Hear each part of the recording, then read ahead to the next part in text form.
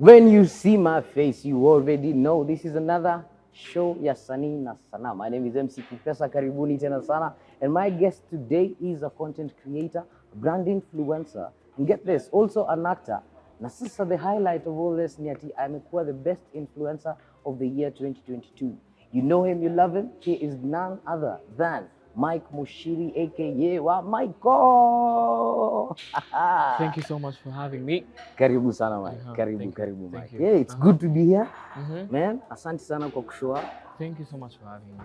Tunashukuru sana. Nimewatch your stuff. Umeona shows kidogo? Yeah. It's a pleasure to have you, man. Pleasure. Sasa Mike, you already know. Tunataka kwenda way back. Umetoka wapi? Mtaa gani? Una represent hood gani? From my content you can already tell. Mimi ni wa Nyeri. Mimi ndio wa Nyeri. Mimi ni wa Nyeri, but I'm born Mombasa. I was born in Mombasa and then we moved to Nyeri. I studied in Nyeri.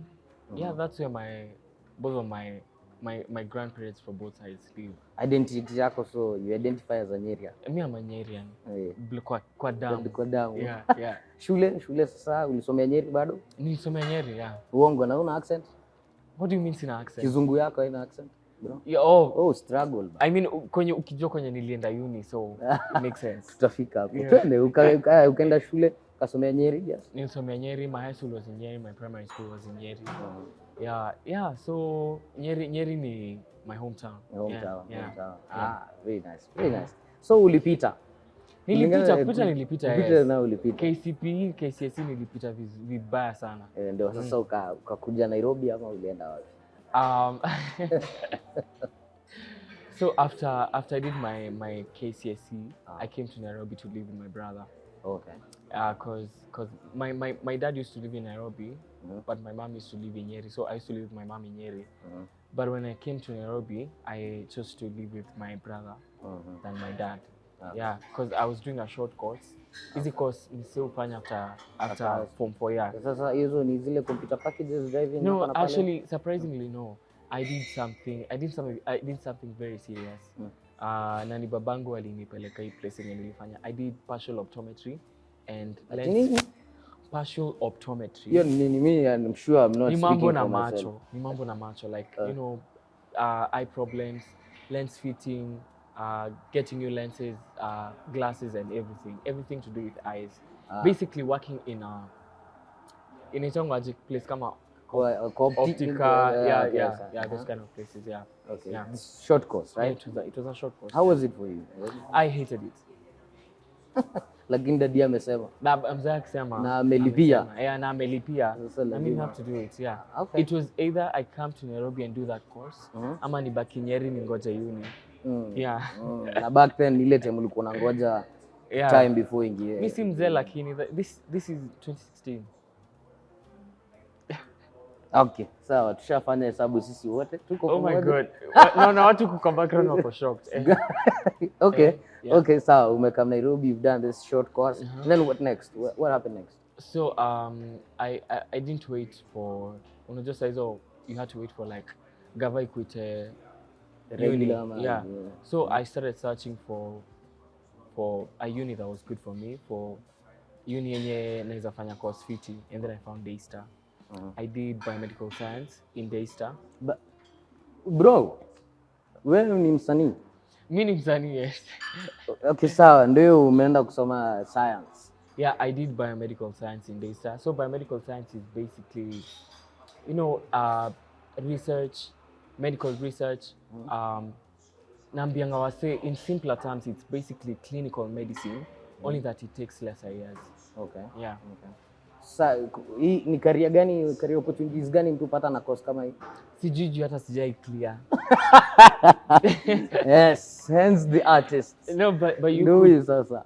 So once you do biomedical science, you could work in hospital.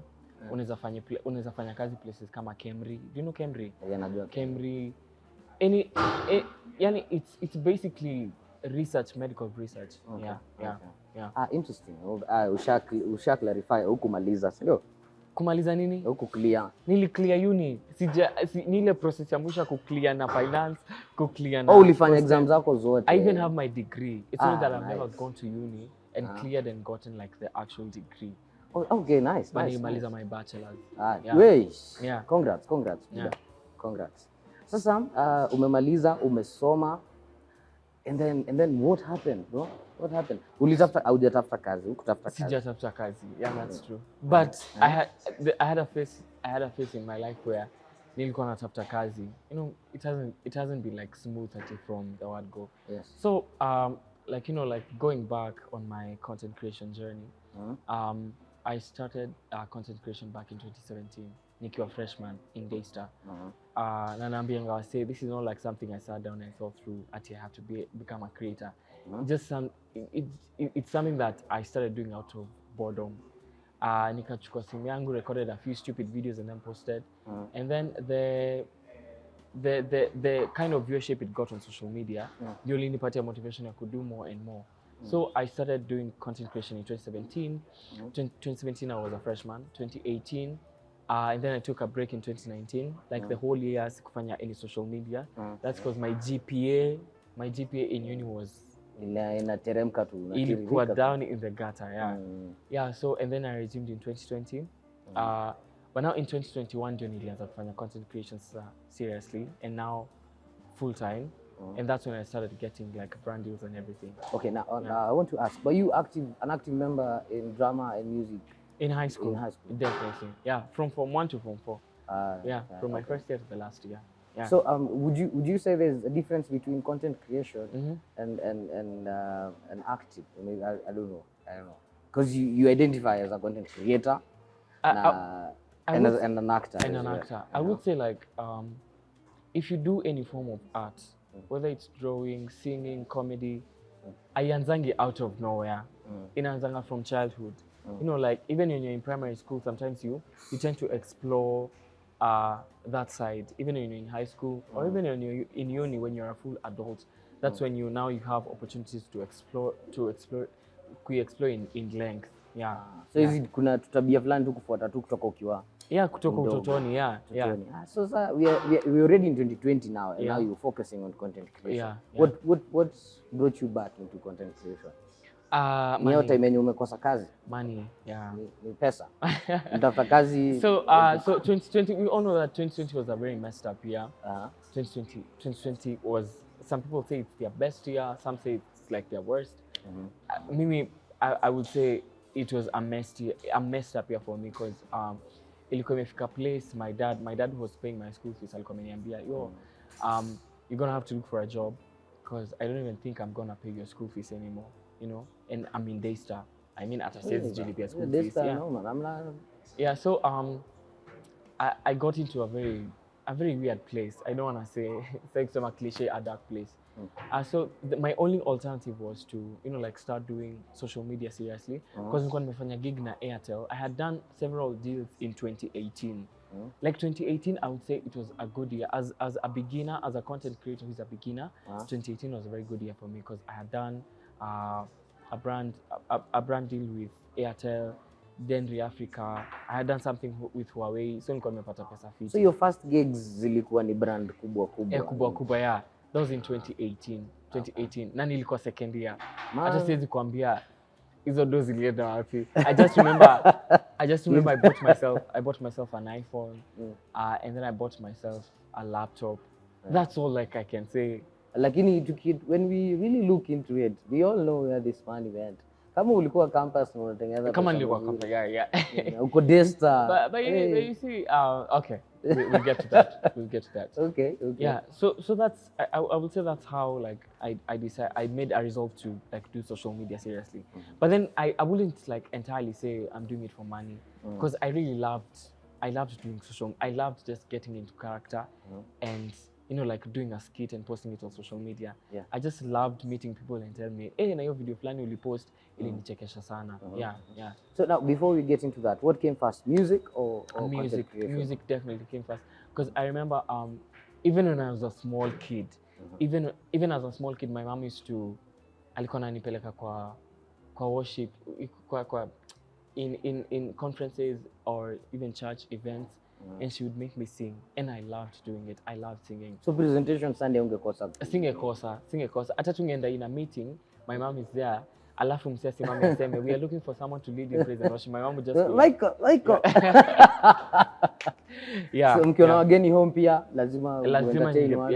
Yeah. Kuja ufanye kale kwa wimbo unaimbaga. Yeah. That's really nice. So your mom has been supportive. My mom, I mean, I'm a PK, so I'm a pastor's kid. My mom is a pastor, lakini si ati ako na church yake, but my mom has been a pastor. Yeah. Kwa hivyo tuseme pande ya discipline bado. My mom is a good disciplinarian. Is this the inspiration ya Michael itself, right? I mean, to some extent, but you'd be shocked. My mom is very bougie. Because watu wananyonanga social media with that weird wig. And that's how my mom is. Yeah. But to some extent I do like kama I remember there's a video I did my mom, like an African mom, vile on Sundays huwezi achwa kwa nyumba. Kama umesema uendi kanisa, anasema toka basi nifunge nyumba yangu. Yeah, that's basically my mom. Yeah. And on Sunday was such a busy day. Tulikuwa tunaamka by 5 or 6 because we are prepping for church. Yeah. Sasa music now. Yeah. Music ndio hii umeimba, una present sasa in meetings, gatherings, nini. High school bado you very active in. I was very much active. I was actually a choir master. Choir master. Yeah, because I was in CU. Okay. Yeah. Na by choir master si wale wenye wanajua kubalance treble, bass, like altos and all that. Yeah.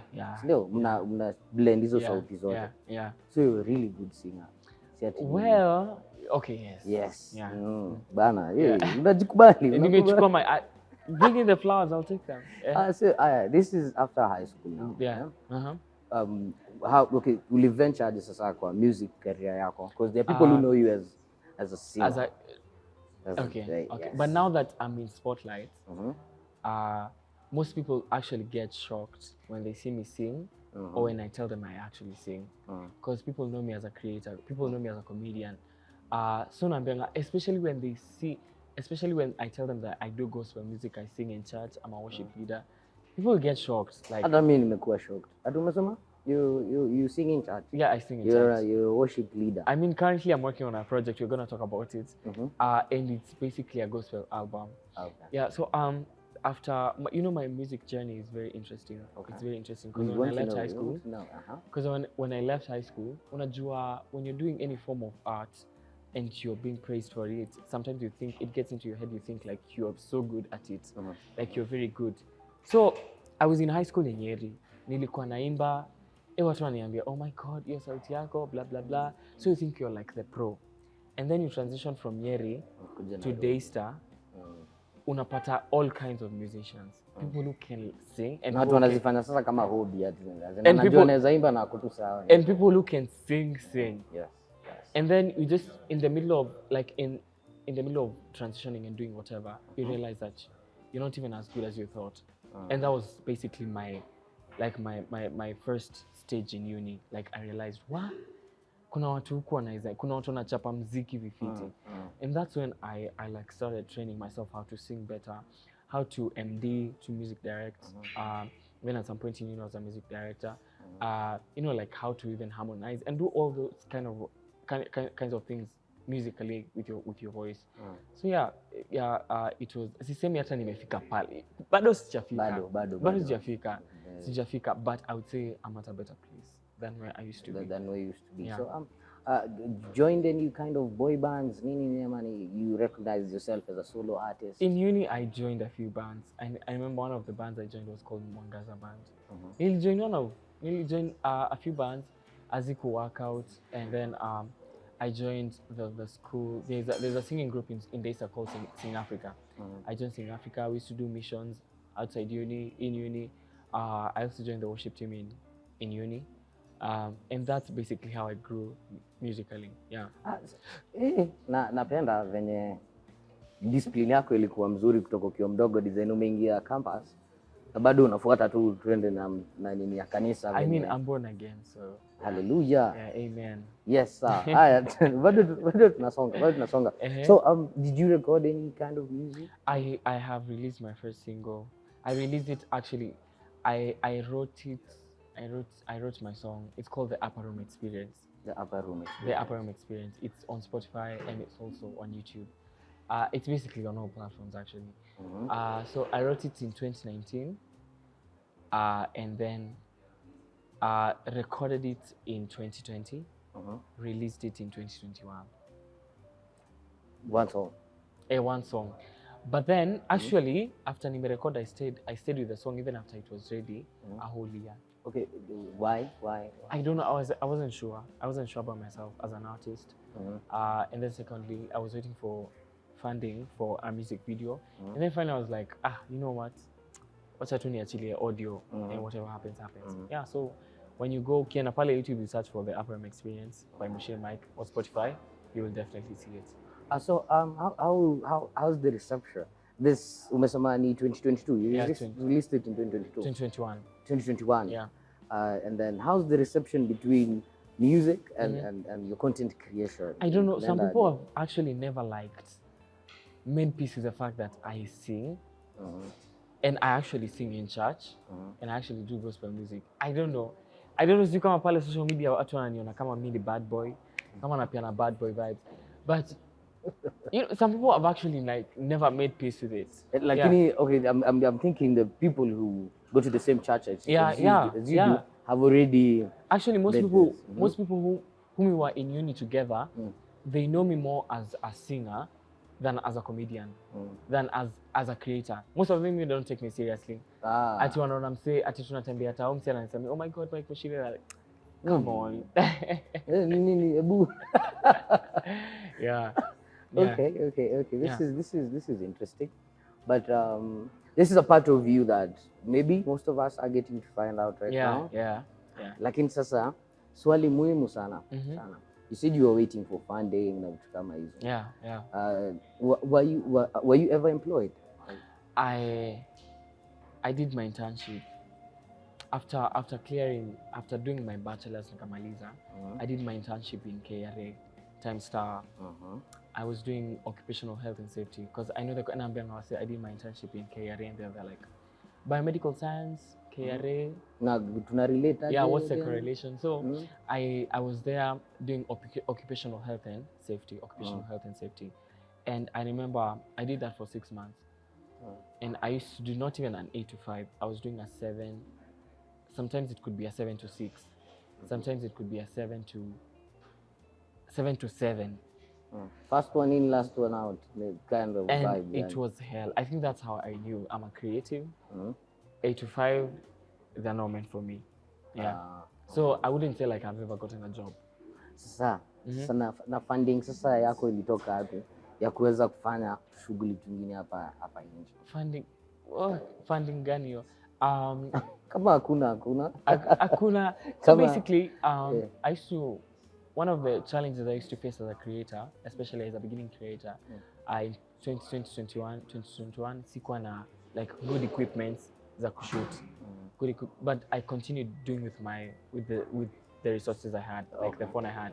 Yeah, nafanya gig, nachapa gig, I buy a camera. Nachapa gig, I buy a tripod. Nafanya gig, I buy whatever equipment I had. Yeah. Okay. So, yeah. Si rahisi hivyo venye unasema because watu wako wasaizi wase wame-rise up as creators out here, but yes they're making content, lakini sijui kama ni mindset, watu hawana mindset ya biashara or anything. Juu unasema unapata gig, the first thing you do is buy a camera. You buy a tripod stand or something like that. Mtu anapata gig anakimbia kufanya sijui kama ni builds ama ni money management inaleta noma. I think it's because I had already like made a resolve that I'm doing this full time. So in simpler terms, what I was doing, I was investing in my craft. Really gonna invest in my craft. If I'm gonna get more brand deals, if I'm gonna get brands to notice me, lazima if I'm gonna get them to notice me, the content I release must be of good quality. And if I want good quality type of content, I must invest in my craft. I must buy the equipment I need. I must invest in editing software and all that kind of stuff. Yeah. Okay. So that's why it was easy for me to be paid. Nasema 100K, ama 50K na buy equipment. Yeah. So ni targets. First of all, you had a target in mind when you were doing something. Yeah. And thank God, then I was being hosted by my brother. Your brother, Yeah. So it was easy for me to because I wasn't paying bills. Actually, shout out to my brother Zach, who's hosted me for 5 years. He was hosting me, so sikuwa na stress ya kulipa rent ama any other thing. Ama food, ama ama food, ama anything. Yeah, I was just thinking about, like investing in my craft. My question is, Mike, how did you get to work with these big names? Now, did you have a manager? Did you have someone who held your hand? Sali kushokam, kuna mboka hivi acha nikuonyeshe. Kuliendaje? So how I began, I just had like companies reach out to me via mail or Instagram. Just text me and tell me, hey, we'd like to work with you, send us your rate card. But mostly it was through agencies. Agencies would be the ones contacting me. Like, hey Mike, send your rate card. We have a client, like Safaricom, we have a client, Safaricom, who would like to work with you on this campaign, blah, blah, blah. And I would send my rate card. And that's how I started like working with big brands. I've worked with Safaricom, brands like Netflix, Unilever, and basically most of them it was through agencies. But I would say how I've consistently managed to work with brands, big brands at that, and the same brands like Safaricom over and over. It's basically, I would love to believe it's establishing a good relationship with the client, Safaricom, or with even the agency, or even a good rapport with both of them, especially the agency. Because when you have a good relationship with an agency that's also the influencers, you will definitely be on their books for every campaign. So Sanii, a specific agency, I'm a couple of different agencies here and there. Different agencies handle different campaigns, because different brands go to different agencies to source influencers. So I've worked with a couple of agencies. Yeah. Question is, ushaichezwa? In Nairobi, bwana. Back in 2018, in 2018, I was a beginning creator. I was so naive, unafanya tu gig, uja sign contract, unaambiwa tu an amount na unakuwa, you just become excited, unafurahi, alafu inakunywa maji tu. Inaenda kabisa. Simu haziingii. Ofisi zimehama. Na zikiingia zichukuliwi. Lakini bado huku give up. I just continued, yeah. Do you have a manager that you work with right now? Or you currently handle your paperwork, currently I do everything myself. I do emails, I answer calls, I do documentation, going through the contracts, signing them, editing, shooting. I do everything. I am my own team. I do everything myself. But at some point I used to have a manager, but then I realized ini pesa inapotea tu. Yeah. Percentage kwani yeye ndo alikuwa achukua kubwa ama? Not even percentage, like, okay, let me not talk about it, but yeah. So if you're an influencer and you're planning on getting a manager and you're currently doing everything yourself, I think you just continue doing everything yourself. But all this has come because you're doing research on semi-legal matters na vitu kama hizo, because you just can't say. But definitely I do have like someone whom I consult for any legal documentation. Okay. Yeah, and sometimes I do require help. Actually, most of the times I do need help. Yeah, unapata you handling like 3 campaigns at the same time. Client anakutisha concept brief, anakutisha report, mwingine anakutisha sijui nini, and sometimes you can't even handle everything yourself. So sometimes I have someone who assists me. I can have someone assist me. I mean, if you could get someone who's a good manager who can who can assist you in doing all those admin work, not just admin like work, and also get you gigs. Ndio hapo ndo shida inakuwa. Hapo ndio shida sasa hivi. Brand yenyewe inajiuza peke yangu. Wewe ni hata ndo nakwambia kuna kazi nafaa kufanya. True. Stuff like that. Yeah. Okay, now that's really nice. That's really nice. So gigs ndo hizo zimecome through. Pesa ndio unajua kumanage. Hii tu ni discipline peke yake. Okay, yeah, I'm just saying for the life of a normal Kenya, there's pressure that comes with growth. Tuseme uko shule, ndio? Mimi umetoka shule. Nimetoka shule. Ndio hiyo sasa umekuja umeanza kupata campaigns na ads big kubwa. And then hakuna social media yako. Bro, I'd say you're one of the few people who's not like cloud chasing or not very controversial. And how do you handle all this? Like, When mtu wa social media, like your life is on social media. Let's just say that. Let me not say like my life is on social media. My content is on social media. This is content. This is purely content. Yeah, it's purely content. I think kitu decide ni like I made a decision to keep my content as clean as possible. I just made a resolve to do content that's very family friendly.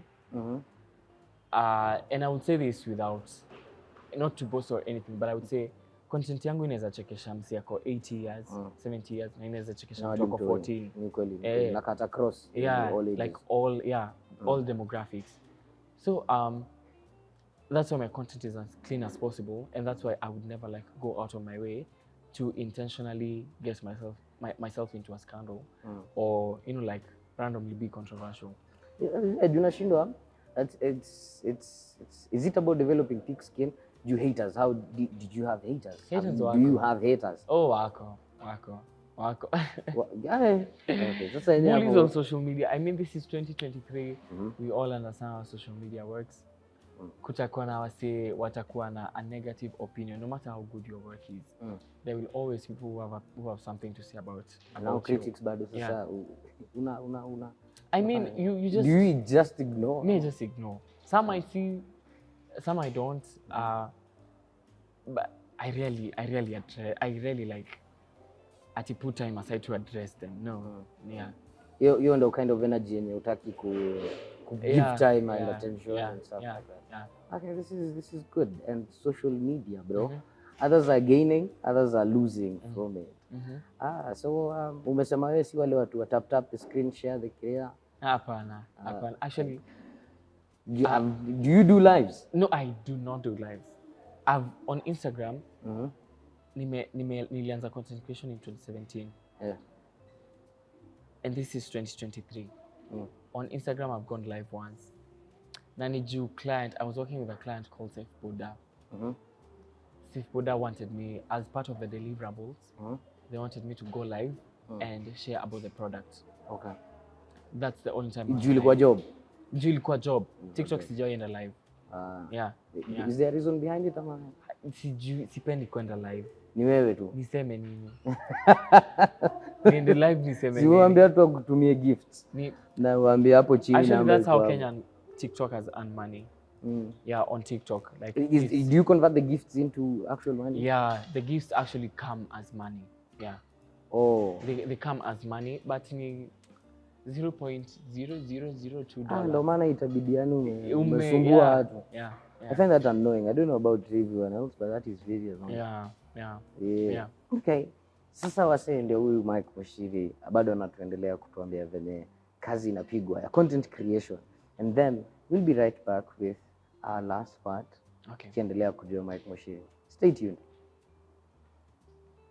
Yes, mambo inasonga, mambo inakuwa mzuri, haijachemka. You're very chilled right here because Mike is a very chill dude. Apparently, I'm meeting him for the first time and I realized what you see is not what you get. Sure. So Mike, you can kindly share with us what it takes behind the scenes, what comes into content creation for that 30 or 1 minute video to trend and be liked and commented on and be shared. What is the work putting behind it? So I tell people shooting for me. I say unajua there's shooting and there is editing. Those are like two different stages before like posting a piece of content. Sometimes depending on the concept of the script, the concept of the video, sometimes shooting could take longer, editing could take lesser time. Or a different script or a different concept, editing may take longer than shooting. But for me, because my videos are just conversations between one character and another character, and kwa nyumba, most of the time shooting takes lesser time, and editing is the one that takes more time. Yeah, I'd say shooting I take like 2 hours, to an hour or two, and then shooting is the one that takes time. No, editing. Editing is the one. Hata hizo kuchange costumes nini bado time. sometimes shooting can nisema 2 hours nimefactor kila yeah, kitu. like shooting, getting to a different character, place nini kwa tripod, kuweka tripod in a certain position, also like 2 hours, and then editing probably an extra, like especially the nitty-gritties, sound ikuwe hivi, uende YouTube utafute effect flani, you know, like all those kind of shooting might take even 4 hours, 5 hours. Yeah. So yeah. And you do this alone, bado, ama do you have a team that you're working with? No, I do not have a team that does the shooting. I do everything myself. Any effort, man. I do everything myself, yeah.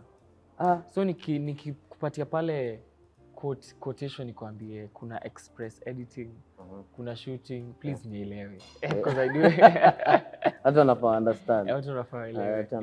Yeah. It's okay. Now, is it difficult working with people, ama shida ni end goal, ama kunaendagaje? Ama you just love doing your own work? I mean, there's that. But before even I get to answer that question, nimekumbuka even it also depends with whether the video is a campaign. Okay. Yeah, whether the video is a campaign. Cause una cheki, if it's a campaign, client ashakutumia brief ya product. Anakuambia, now this is a product we want you to sell on social media. Highlight 1, 2, or 3 things about it. And then, you know, you as an influencer have to like sit down, come up with a concept, yani brainstorm, see how you can incorporate the product or something about that product onto the video. Sometimes it's not as easy as it looks. Okay. Yeah, it's not as easy as hapa ndo unaita mashark tanks kidogo, tuna think tank, yani ndo mnakaa chini. But sikosangi way out. I mean, so the thing is, when I used to live with my brother, I used to wait for him to leave the house. Ajawai niona in costume ever. In costume ever. Sasa bro wako anacheki. Jamaa yani. And the reason why kwa nyumba. Siwezi at least now I'm at a better place. I mean, because I have to, whether I like it or not. Yes. I remember there was a day we were shooting for a TV commercial, and they wanted me to be in character. And that was the first time. Ni kama nimetupwa in the middle of the ocean, and I can't swim. That was the first time. Kuna production big kama hii. It was a big production. There are so many cameras. There are so many people. You're being directed, and you've never done this before. I've never been in character in front of people. But these days, I'm in character even. The other switch to any time. Yeah, the other day I did a live thing, kwa Masika's live recording. I mean, these days it's easy, but I used to find it so hard to get into character in presence of msee mwingine. So that's why even hata sahi, I prefer doing like everything, shooting alone in the house. That's good. That's why even I like don't have so many collabs.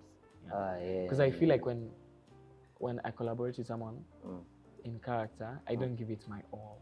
You see, you get. Ni kama pia msee anafaa shine. Yeah, and because sometimes I even get fidgety. Yeah. Okay. Character yako. Now Mike, reach into someone's heart, inspire, talk to this someone, make them want to be as great as they will ever be. Yes. I've said this before, and I'm gonna say it again. No one is gonna give money to see mediocre content or anything mediocre. So I tell you, please invest in your craft. If it's shooting, if it's comedy, content creation, buy the necessary equipment. Sacrifice your dough, buy equipment. You know, if it's singing, get a vocal coach. You know, work on your vocals and everything. Better yourself, and people will notice you. Brands will notice you. And lastly, don't compare yourself to anyone. Jani yako ni different than anyone else. So in yako peke yako. The only competition is you. It's yourself. Yeah, it's definitely yourself. So don't compare yourself to anyone. Yeah. Ambie kitu si rahisi. Si rahisi venye unaifanya ikue. But it's all in the mind. It's all in the mind. It's all in the mind, yeah. We love your art. Yeah, thank you so much. So my final question is, Mike, what is the future like? How is it looking? Definitely. I have so many things. I'm working on so many things right now. But kitu kubwa sahi, I want people to experience my music. Yeah.